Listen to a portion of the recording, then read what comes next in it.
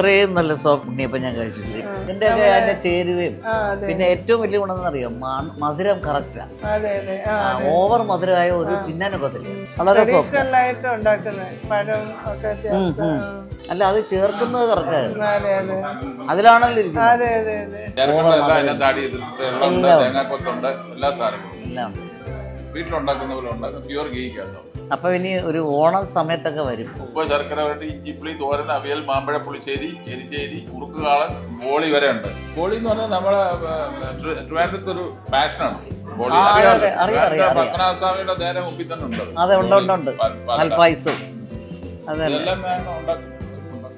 ഇതെല്ലാം പുള്ളിക്കാരി ഉണ്ടാക്കുക. ഫുഡ് ഉണ്ടാക്കുക, ഒരു കൈപുണ്യം. അത് നമ്മളെ എത്ര മസാല കൊണ്ട് കൊടുത്താലും നമ്മൾ ചെയ്താൽ ശരിയാവും.